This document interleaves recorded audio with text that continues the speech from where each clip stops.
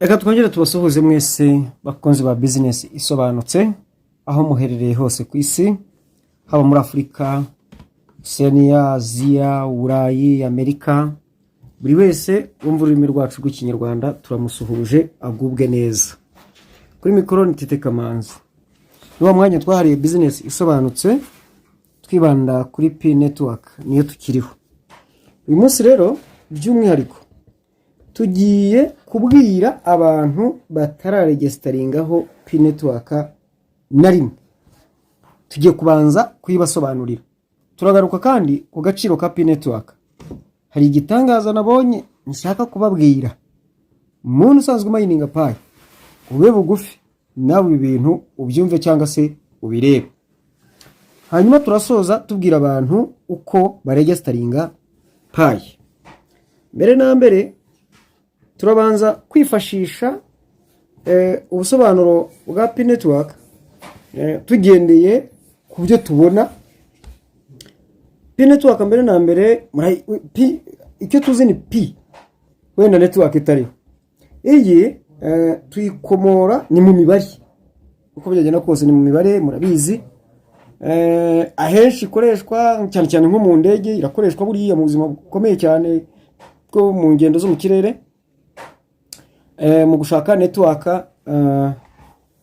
y'indege mu ngendo zo mu kirere. Rero iyi yaje kuba ubukombe aho igeze ku rwego rwo kubyazwa tekinoloji ihambaye ndetse n'amafaranga. Mu gambo make Pi n'amafaranga y'ikoranabuhanga ajyanye n'ikoranabuhanga rigezweho, kandi Pi ikaba ikoranabuhanga ryo mu rwego rwo hejuru rihiga andi makoranabuhanga yose. Ni blockchain technology ariko ikaba na digital currency.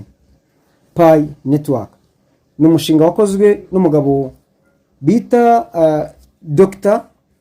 Nicholas Kokalis, arazwi cyane muri University ya Stanford University muri Amerika, afatanije n'umugore we witwa Dr. Cheng Diao Fan.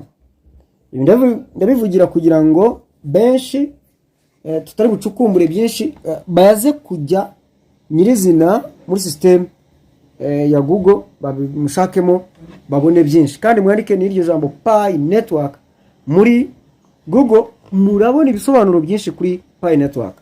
Abo rero ndi mukubwira iyi ngingo ni mwebwe mutaramayininga Pi. Ikintu muri mu gukora murimo kwihemukira. Pi ni amafaranga y'ikoranabuhanga kandi agiye gukoreshwa ku isi hose. Birasaba iki rero? Muntu wumva icyongereza ni wowe cyane cyane ngendereye. Aya magambo ugiye kuyasoma ubanze wumve ese Pi uyu muntu wakoze Pi nindi cyangwa Pi ni iki? Dr. Nicholas Kokalis ni head of technology muri core team ya Pi network. He's a Stanford PhD and instructor of Stanford's first decentralized applications class, combining distributed systems and human-computer interaction to bring cryptocurrency to everyday people. I have been a technologist all my life, which helped me to do a PhD at Stanford University and to continue to become a postdoctoral scholar in the computer science department there. As part of my postdoc, I introduced and taught CS359B, the decentralized applications on blockchain class in Stanford's computer science department. That's where I encountered firsthand the difficulty of getting the technological advances of blockchain into the hands of everyday people. I believe today technology can empower people more than ever. As a younger undergraduate, I designed and built a novel computer motherboard from scratch in the lab. In my early PhD work, I created a framework for writing smart contracts on fault-tolerant distributed systems before blockchain and Ethereum came to exist, and published it as my MS thesis. I also created an online games platform like Gameola, where millions of people entertained themselves for a collective of over 2,000 man-years. For my later PhD work, I tried to restore those man-years by writing a crowd-powered email assistant that saved people time when processing their emails and tasks. Also, I was the founding CTO at StartX, a non-profit startup accelerator for Stanford students that has helped over 2,000 entrepreneurs. I am strong and long-term believer of the technical, financial, and social potential of cryptocurrencies, but frustrated by their current limitations. I am committed to bringing the power of blockchain to more people by improving the current experience and building value for everyone. I'm doing this by employing a user-centric design philosophy that turns the development process of new blockchains upside down. Launching in beta, invite members to the network, iterate the protocol together with the members, decentralize the resulting design. The result is currently available was the Pi network, a new cryptocurrency and peer-to-peer network, which is currently operational in 150 plus countries and 33 languages. Pi network is 100% my professional commitment, while my loving wife and son take up 100% of my personal commitment. Uyu nguyu ni Dr. Nicholas Kokalis. Hanyuma hari nanone ubwo ni banyiri umushinga nyine uyu nkuko twari tumaze kubona Dr. Nicholas Kokalis ni head of technology, hanyuma hakaba head of product ariwe mudamu we ariwe Dr. Cheng Diao Fan, head of products. She's also a Stanford PhD in computational anthropology, harnessing social computing to unlock human potential on a global scale. Aravuga ati, I finished my PhD in anthropological sciences from Stanford University with expertise in human behavior and human groups studies. My research interests have focused on human-computer interaction and social computing, specifically how we use technology to positively impact human behavior and society. My previous research projects and published papers include designing software systems to improve productivity, scale social communications, and surface untapped social capital for people. I also founded a startup that builds an email productivity platform that scales conversations by crowdsourcing. What excites me about blockchain technology is the merging of decentralization with an economic instrument. The technological marvel can mobilize individuals all over the world to participate and be rewarded for their contributions. Just as the internet enabled the world to be more connected through information exchanges, blockchain and cryptocurrencies enable closer and more frequent collaborations with value exchanges.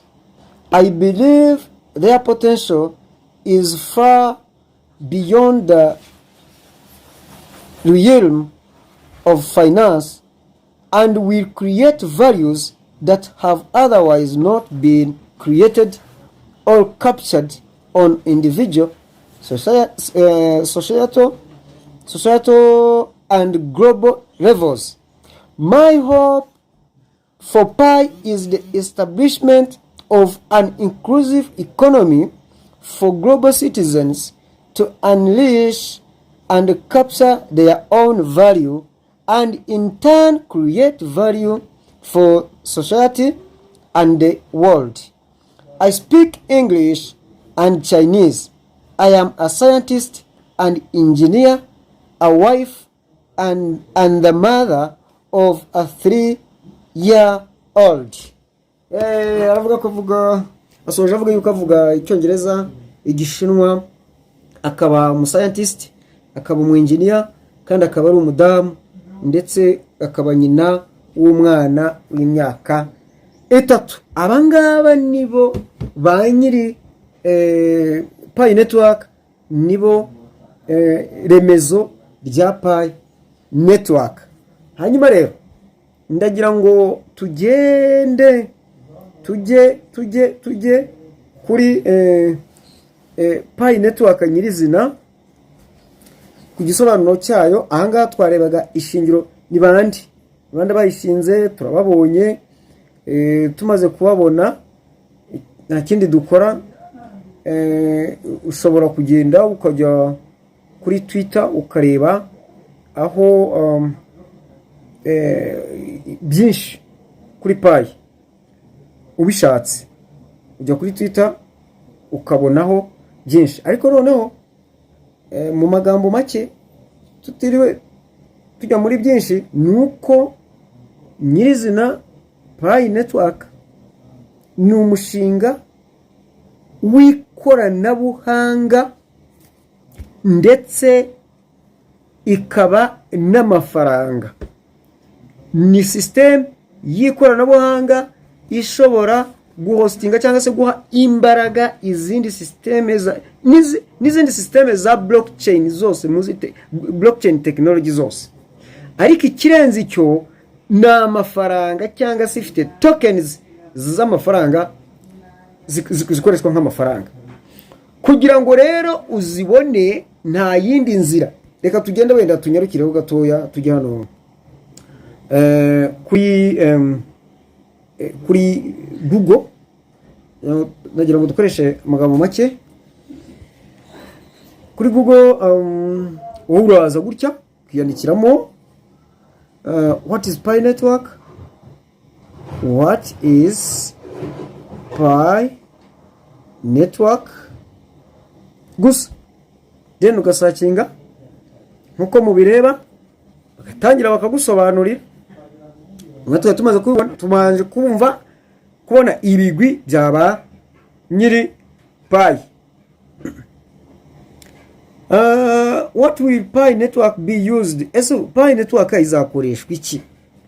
Its purpose is to encourage decentralized peer-to-peer transacting and enable users to mine crypto from their mobile phones.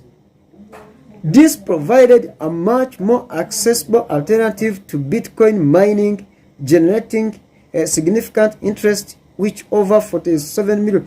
Ikigihe byari bibiri mu kwa kane b'ejo 2019. Hano ubundi ntego nyamukuru nuko mibona nukwegereza nukuzana ubwigenge decentralized ku mikoreshereze y'amafaranga, aho kandi buri umwe abikorana n'undi hagati yabo, iyo bita peer to peer. Abo bantu bayikoresha izo transactions bakora zikaba hagati yabo, nta wundi muntu witambitsemo hagati yabo. There's no other intermediator, nta muntu bazamo hagati. Ariko nanone iyi system ikorohereza abantu kubona tokens zayo binyuze ku matelefone ya mobile phones ya bakabone icyo bita ama cryptocurrency. Cryptocurrency ni amafaranga akozwe mu buryo bw'imibare cyangwa se n'imibare kwa, ntago kwambwira ngo ni ibintu bifatika mu buryo bw'ubutumwa, ariko bugize imibare bitewe na system bakoresha.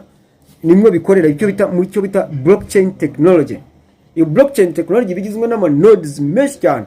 Iyo rero ufitemo konte Pi network niko yabikozeyo, buri mu pioneer cyangwa se buri muntu wese uzayikoresha azaba afitemo icyumba cyangwa se konte kimwemerera kwinjiramo indani ku buryo azaba afite umutekano urinzwe ku rwego rwo hejuru.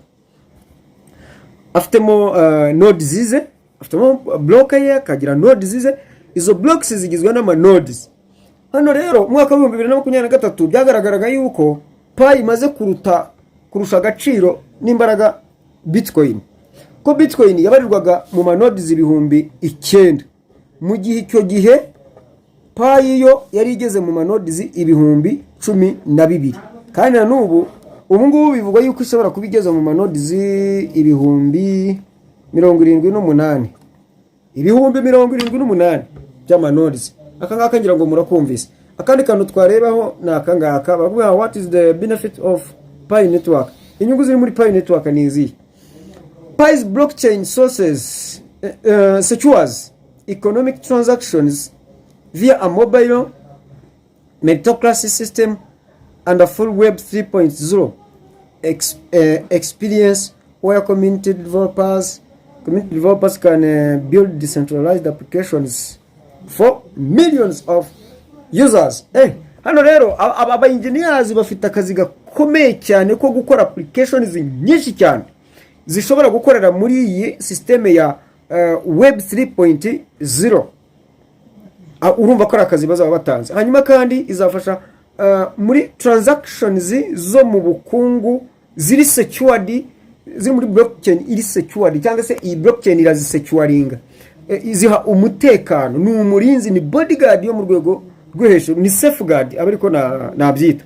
Ngizo izimwe mu nyungu za Pi network. Ikindi barabaza, ikindi twarebaho ni what is the Pi price today. Ubwo nabangiye ku yindi ngingo tuzo kujyaho, ariko noneho reka tuyivugeho iyi ngingo. Hano ku bantu bari kuri black market cyangwa se kuri rya soko ry'ama fraud niki bari kuyigusha amadolari 40 niki. Ariko ikintu cyantangaje ingingo ya kabiri abari tunajyaho twegereza umusozo. Ikintu cyantangaje cyantunguye cyane nukuntu hano muri market cap muri kuri exchange yitwa nihe exchange yitwa CoinGecko. I exchanger yantunguye cyane. I CoinGecko nukuvuga ngo iyo yes ni CoinGecko.com. I exchanger yo ifite converter yayo, urajyamo wa convertinga ugasanga reka tujyanga how to convert Pi to Bitcoin. Urabireba dore ngiye reka twinjiremo. At convert pi to bitcoin, reka twinjiremo. Hano ho ni ku isoko ricuruza ama cryptocurrencies.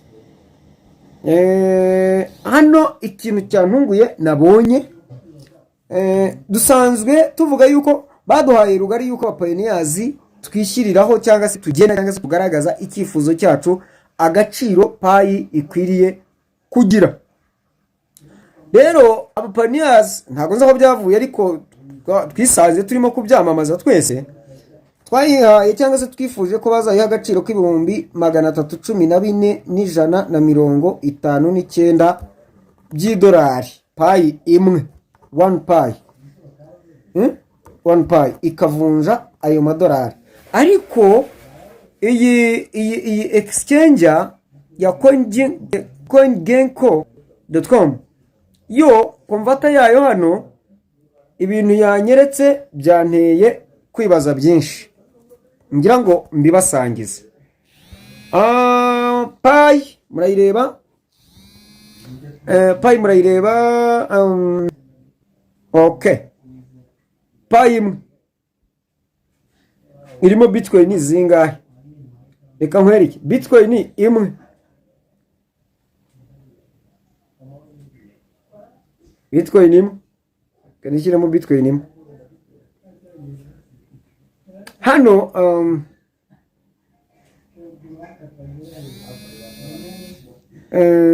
Bitcoin imwe nyishyizemo.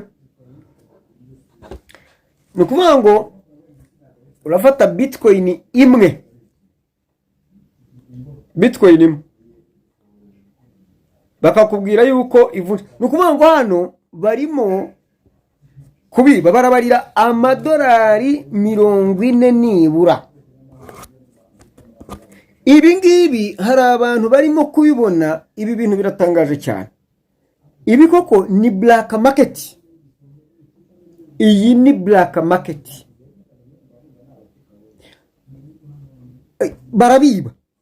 Niba hari n'abantu batangiye kwishora mu bucuruzi bwa payi gutya ari aba pioneers, bashobora kuzahura n'ibibazo bizira imbabazi.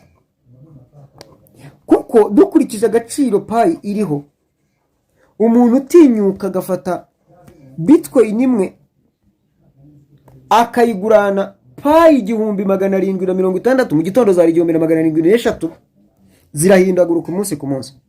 Bivuze ngo hari abantu bashobora kuba barabikoze koko bakaba barazishyize ku isoko. Ndagira ngo menyesha abapioneers yuko iki giciro ntabwo cyemewe, ntitugikurikiza. Aho muri bubibone hose mu byamagane uko bishoboka kose. Urubyo ni ukuvuga ngo payi imwe yaba ihagaze amadolari cyangwa se amadolari 40, ubwo byaba ari ibihumbi 50 bitageze n'ibihumbi 60 by'amanyarwanda. Ibi bintu nakasa mutwe byantunguye, byantangaje. Abantu babyirinde, umuntu wese ubibona abyamaganire kure, yirinde atumva yuko abonye isoko ngo ajye kujugunya payize. Ibi ntaho bitaniye no gufata amamiliyoni yawe ukayajugunya. Igiciro turi mu kugenderaho kizwi ni ibihumbi 314.159 by'idolari kuri payi imwe nibura ahangaha. Ariko hano hanze twumvise ejo bundi abantu bavuga ngo baragura payi muri Kenya, aho payi imwe baguha amadolari 5,000. Amadolari 5,000, mbabarira ufate agaciro global consensus value 314.159 by'idolari, ugabanye 5,000, ni ukuvuga ngo bari mu kuguha, bari mu kubagurira ku giciro kiri munsi ho y'icyo twiyemeje inshuro 60 hafi n'3. Ntimwumva ukuntu babahenda. Ni ukuvuga ngo mu nshuro 63 inshuro 62 zose barazikurya. Muntu ugurisha payi ku bihumbi 5 by'idolari barakurya. Ni ukuvuga ngo ikintu gifite agaciro gahagaze inshuro 63 barakaguhera inshuro imwe bagasigarana inshuro 62 kuri cya giciro cya gisivili. Ese mutekereza ko niyo bazana ibihumbi 10 by'idolari basigarana inshuro 61 zose, kubera iki wowe wabyemera? Iki giciro ni ubujura bwo mu rwego rwo hejuru, ni ubwicanyi, ni uburozi, ni amahomvu. Mu byirinde, mbasabe mu byirinde. Payi ni amafaranga. Ndagira ngo nsoze mbwira abantu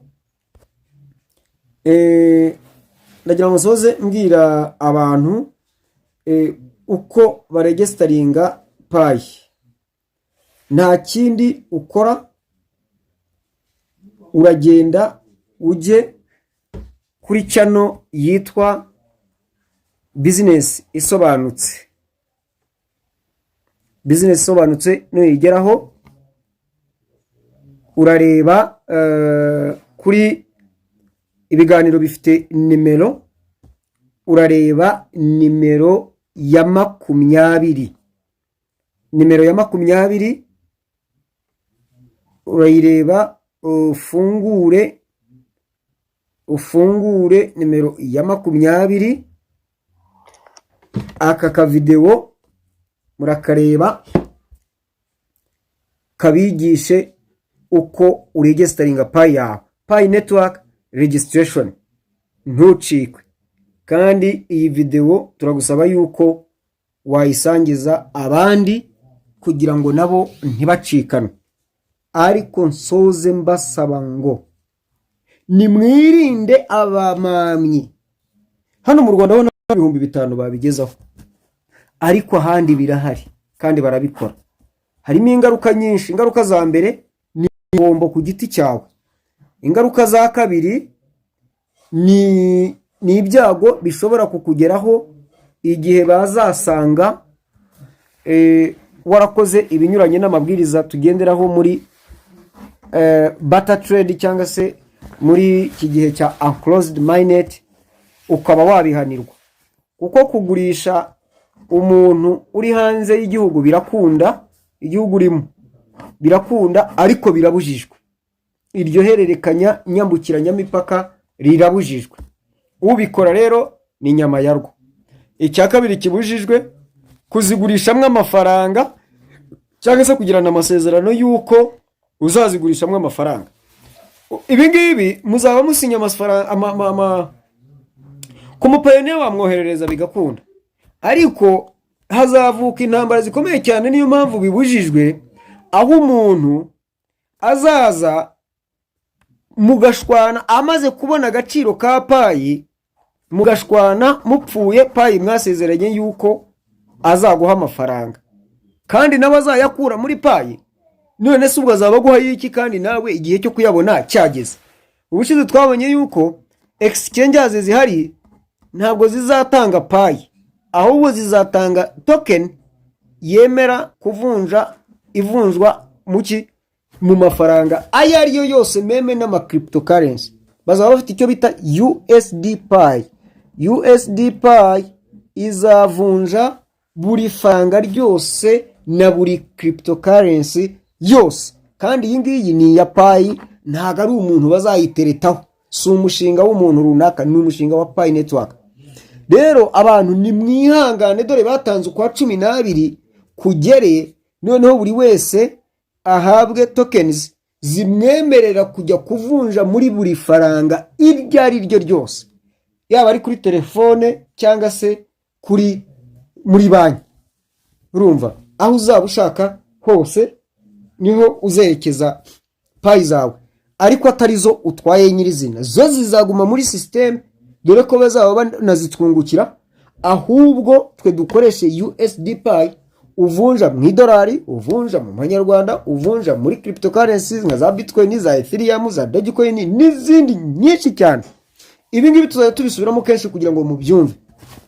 Bibashikisha ubuhenda abana ngo inzara irakwishe bitari byaboneka ko itakwicaga, igihe yakwicaga se kutapfuye. Rero turabivuga kugira ngo hatazagira ubura urubyaro ngo yarogewe, ahubwo tubibabwiye bitaraba, nibiba muzavuge muti barabivuze. Turabashimiye ko mwateze amatwi. Turasaba buri wese ukurikira iyi channel kudukorera kuri subscribe, kuko ibiganiro tugiye kujya tubaha cyangwa se dukomeje kubaha ni ingenzi cyane. Mbararikira ikiganiro cyejo nakasamutwe, nongere nyibabwira ngo nakasamutwe. Hanyuma kandi mukane no kuri like, ariko mutwandikire muri comment, kandi musharinga iyi video igere ku bantu benshi, na cyane ko igendereye abantu bashya.